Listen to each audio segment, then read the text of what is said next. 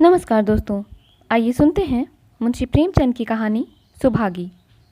लेकिन उससे पहले अगर आपने अभी तक मेरे चैनल को सब्सक्राइब नहीं किया है तो प्लीज़ मेरे चैनल को सब्सक्राइब कर लें और वीडियो को लाइक और शेयर करना ना भूलें। तो आइए शुरू करते हैं आज की कहानी सुभागी। और लोगों के यहाँ चाहे जो होता हो, तुलसी महतो अपनी लड़की सुभागी को लड़के रामू से जौ भर भी कम प्यार ना करते थे। रामू जवान होकर भी काठ का उल्लू था। सुभागी 11 साल की बालिका होकर भी घर के काम में इतनी चतुर और खेती बाड़ी के काम में इतनी निपुण थी कि उसकी माँ लक्ष्मी दिल में डरती रहती थी कि कहीं लड़की पर देवताओं की आंख न पड़ जाए। अच्छे बालकों से भगवान को भी तो प्रेम है, कोई सुभागी का बखान ना करे, इसलिए वह अनायास ही उसे डांटती रहती थी। बखान से लड़के बिगड़ जाते हैं, यह भय तो ना था, भय था नज़र का। वही सुभागी आज 11 साल की उम्र में विधवा हो गई। घर में कोहराम मचा हुआ था। लक्ष्मी पछाड़े खाती थी, तुलसी सिर पीटते थे। उन्हें रोते देखकर सुभागी भी रोती थी। बार बार माँ से पूछती, क्यों रोती हो अम्मा? मैं तुम्हें छोड़कर कहीं न जाऊंगी, तुम क्यों रोती हो? उसकी भोली बातें सुनकर माता का दिल और भी फटा जाता था। वह सोचती थी, ईश्वर तुम्हारी यही लीला है, जो खेल खेलते हो वह दूसरों को दुख देकर। ऐसा तो पागल करते हैं, आदमी पागलपन करे तो उसे पागल खाने भेजते हैं, मगर तुम जो पागलपन करते हो उसका कोई दंड नहीं। ऐसा खेल किस काम का कि दूसरे रोएं और तुम हंसो? तुम्हें तो लोग दयालु कहते हैं, यही तुम्हारी दया है। और सुभागी क्या सोच रही थी? उसके पास कोठरी भर रुपए होते तो वह उन्हें छिपा कर रख देती।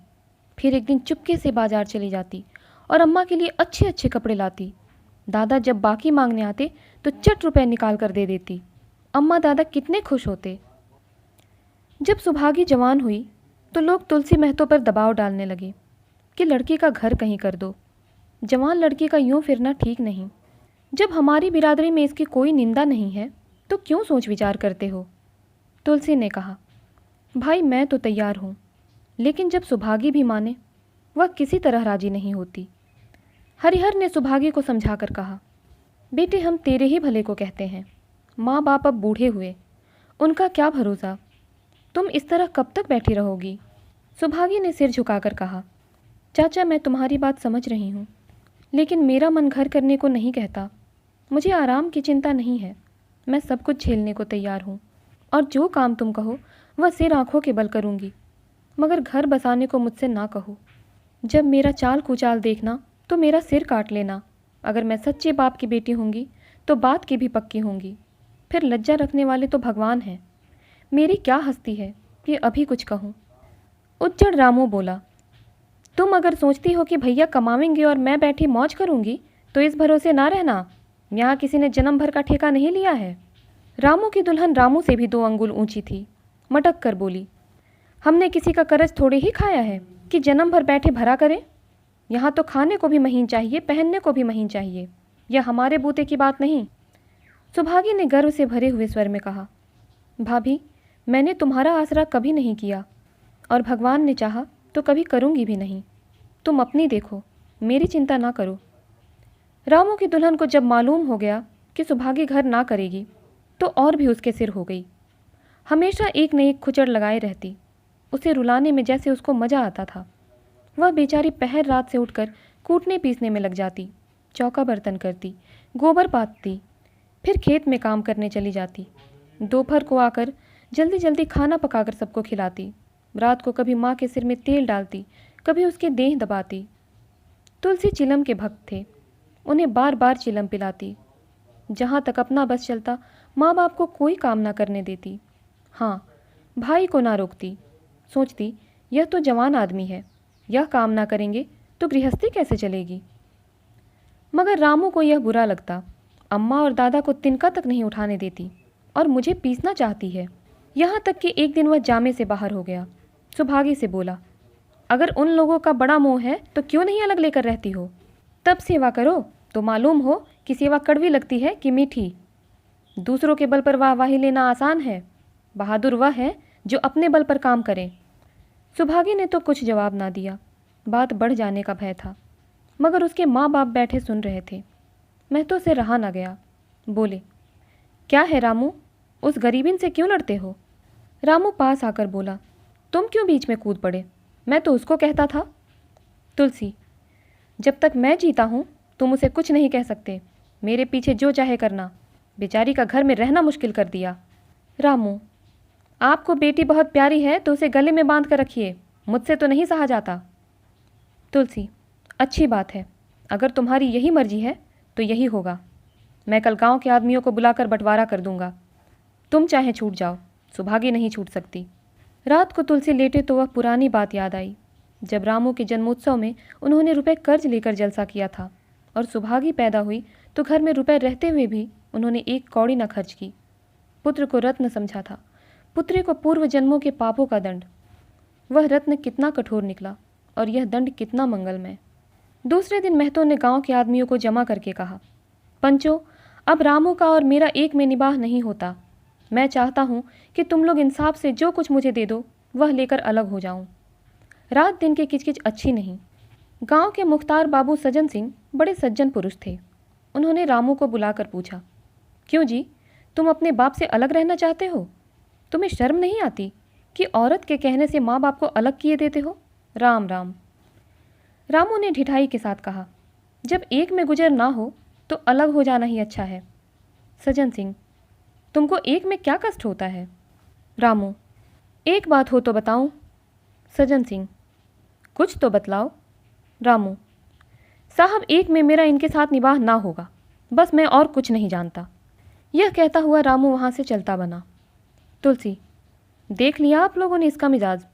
आप चाहे 4 हिस्सों में 3 हिस्से उसे दे दे, पर अब मैं इस दुष्ट के साथ ना रहूँगा।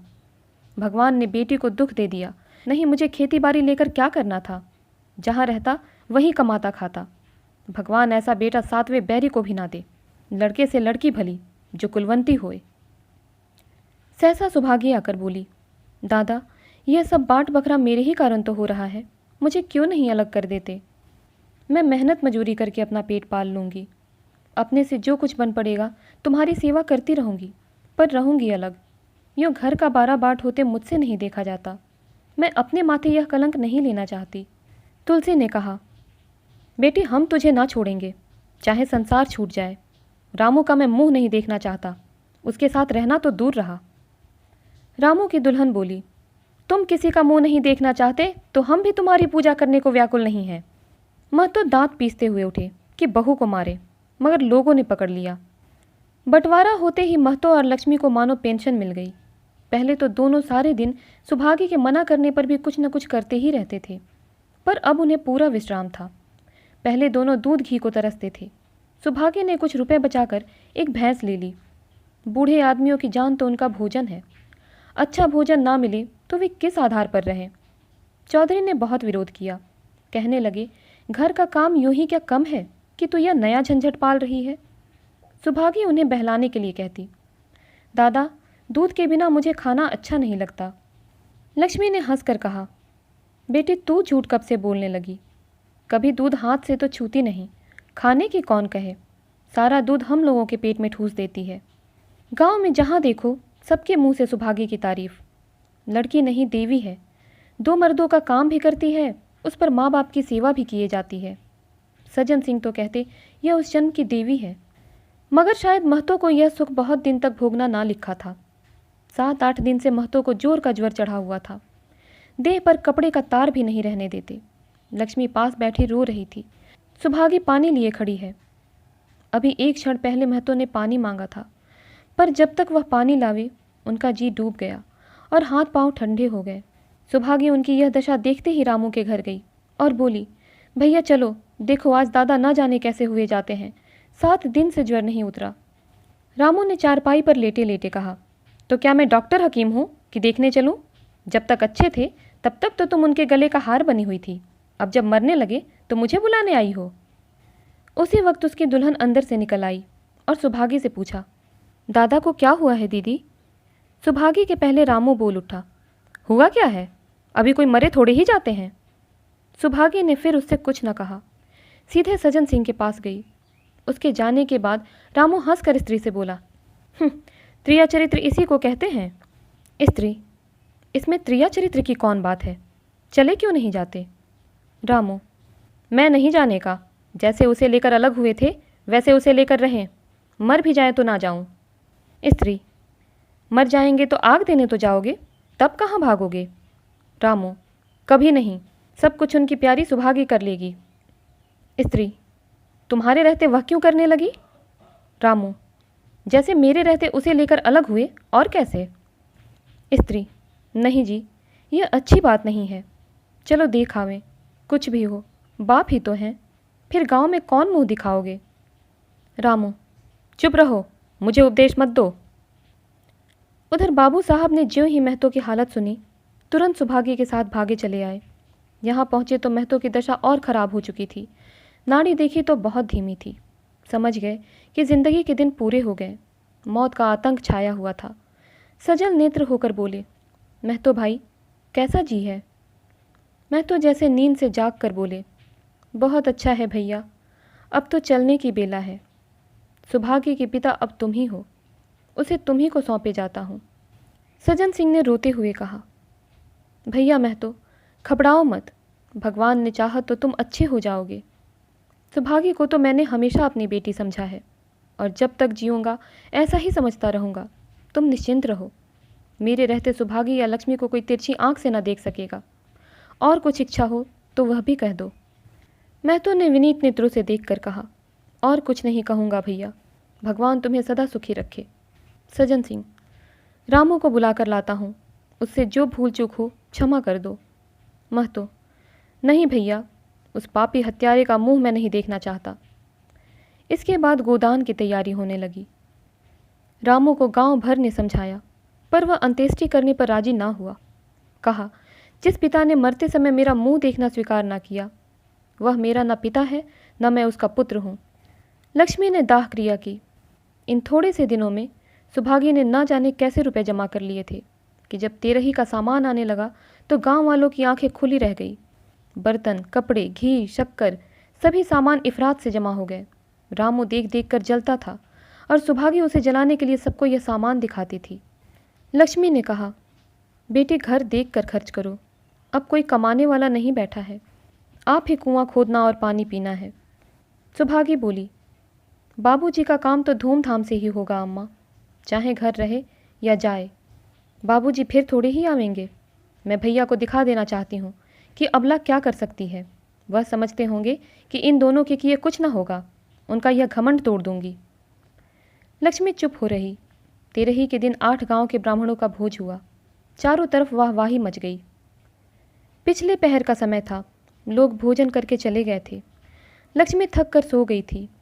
केवल सुभागी बची हुई चीज़ें उठा उठा कर रख रही थी कि ठाकुर सज्जन सिंह ने आकर कहा, अब तुम भी आराम करो बेटी, सवेरे यह सब काम कर लेना। सुभागी ने कहा, अभी थकी नहीं हूँ दादा। आपने जोड़ लिया कुल कितने रुपए उठे। सज्जन सिंह, वह पूछकर क्या करोगी बेटी। कुछ नहीं, यूं ही पूछती थी। कोई 300 रुपये उठे होंगे। सुभागी ने सकुचाते हुए कहा, मैं इन रुपयों की देनदार हूँ, तुमसे तो मैं मांगता नहीं।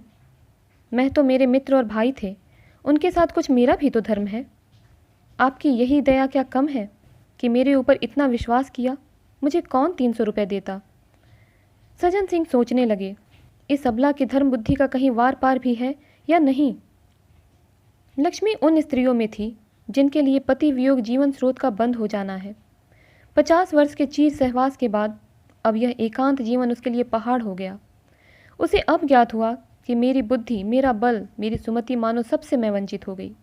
उसने कितनी बार ईश्वर से विनती की थी, मुझे स्वामी के सामने उठा लेना, मगर उसने यह विनती स्वीकार ना की।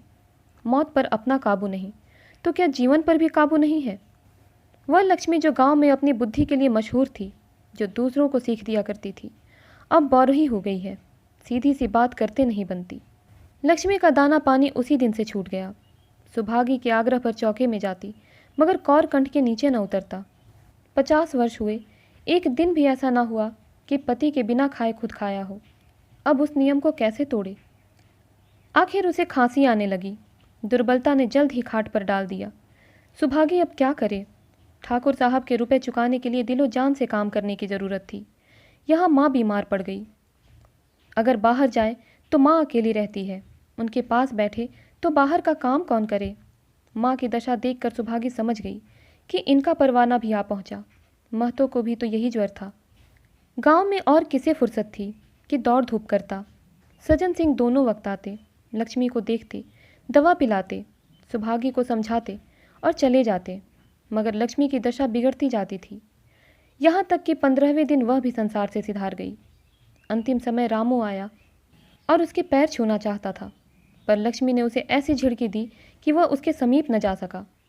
सुभागी को उसने आशीर्वाद दिया, तुम्हारे जैसी बेटी पाकर तर गई। मेरा क्रियाकर्म तुम ही करना। मेरी भगवान से यही अर्जी है कि उस जन्म में भी तुम मेरी कोख पवित्र करो। माता के देहांत के बाद सुभागी के जीवन का केवल एक लक्ष्य रह गया, सज्जन सिंह के रुपए चुकाना। 300 पिता के क्रियाकर्म में लगे थे, लगभग 200 माता के काम में लगे। 500 का ऋण था और उसकी अकेली जान, मगर वह हिम्मत ना हारती थी। 3 साल तक सुभागी ने रात को रात और दिन को दिन न समझा। उसकी कार्यशक्ति और पौरुख देखकर लोग दांतों तले उंगली दबाते थे।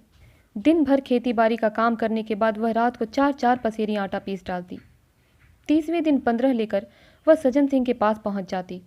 इसमें कभी नागा ना पड़ता। यह मानव प्रकृति का अटल नियम था।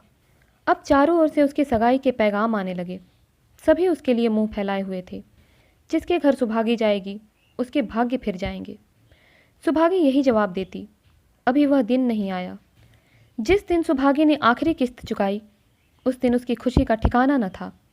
आज उसके जीवन का कठोर व्रत पूरा हो गया। वह चलने लगी तो सज्जन सिंह ने कहा, बेटी तुमसे मेरी एक प्रार्थना है। कहो कहूँ, कहो ना कहूँ, मगर वचन दो कि मानोगी। सुभागी ने कृतज्ञ भाव से देखकर कहा, दादा आपकी बात ना मानूंगी तो किसकी बात मानूंगी। मेरा तो रोया रोया आपका गुलाम है। सज्जन सिंह, अगर तुम्हारे मन में यह भाव है तो मैं ना कहूँगा। मैंने अब तक तुमसे इसलिए नहीं कहा कि तुम अपने को मेरा देनदार समझ रही थी। अब रुपए चुक गए। मेरा तुम्हारे ऊपर कोई एहसान नहीं है, रत्ती भर भी नहीं। बोलो कहूँ। सुभागी, आपकी जो आज्ञा हो। सज्जन सिंह, देखो इनकार न करना, नहीं मैं फिर तुम्हें अपना मुंह न दिखाऊंगा। सुभागी, क्या आज्ञा है। सज्जन सिंह, मेरी इच्छा है कि तुम मेरी बहू बनकर मेरे घर को पवित्र करो। मैं जात पात का कायल हूँ, मगर तुमने मेरे सारे बंधन तोड़ दिए। मेरा लड़का तुम्हारे नाम का पुजारी है, तुमने उसे 12 देखा है। बोलो मंजूर करती हो। सुभागी, दादा इतना सम्मान पाकर पागल हो जाऊंगी। सज्जन सिंह, तुम्हारा सम्मान भगवान कर रहे हैं बेटी, तुम साक्षात भगवती का अवतार हो। सुभागी, मैं तो आपको अपना पिता समझती हूँ। आप जो कुछ करेंगे मेरे भले ही के लिए करेंगे। आपके हुक्म को कैसे इनकार कर सकती हूँ। सज्जन सिंह ने उसके माथे पर हाथ रखकर कहा, बेटी तुम्हारा सुहाग अमर हो। तुमने मेरी बात रख ली। मुझसे भाग्यशाली संसार में और कौन होगा। तो दोस्तों उम्मीद करती हूँ कहानी आपको पसंद आई होगी। इसी प्रकार की और कहानियों के लिए हमारे साथ जुड़े रहें। मिलती हूँ अगली कहानी के साथ, तब तक के लिए धन्यवाद।